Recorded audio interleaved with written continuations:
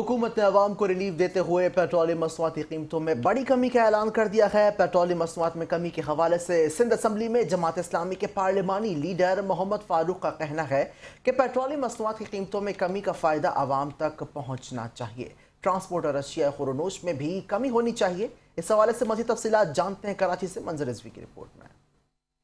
जी बिल्कुल, इस वक्त हम सिंध असम्बली में मौजूद हैं। वज़ीर आज़म पाकिस्तान ने 74 रुपये पेट्रोल की कीमत में कमी का ऐलान किया है, जबकि डीजल की कीमतों में भी जो है वाज़े कमी की गई है। इस वक्त हमारे साथ जमात इस्लामी के रुकन सिंध असम्बली मोहम्मद फारूक मौजूद हैं, जो पार्लिमानी लीडर भी हैं जमात इस्लामी के। उनसे जानते हैं कि वो इस हवाले से क्या कहना चाहते हैं। देखें, ये कीमत पेट्रोलियम की मसनूआत की कम हुई है, ये अच्छी चीज़ है, फ़ायदा आवाम तक पहुंचना चाहिए।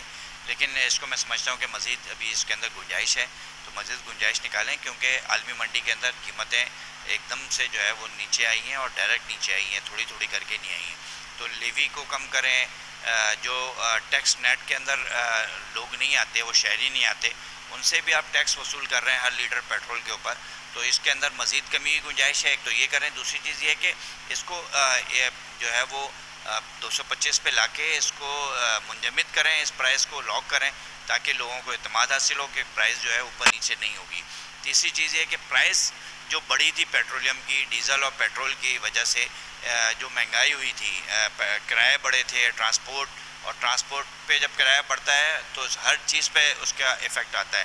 तो ये बाकी चीज़ों पे वापस रिवर्स करना उनकी कीमतों को, ये भी हुकूमत की ज़िम्मेदारी है। मोहम्मद फारूक का कहना है कि ये जिस तरह पेट्रोल की कीमतें बढ़ती हैं और हर चीज़ में इजाफा होता है, उसी तरह पुरानी कीमतों में जो है सारी चीज़ें लाई जाएं और रोज़ाना का इजाफा जो है पेट्रोल की कीमतों में बंद किया जाए।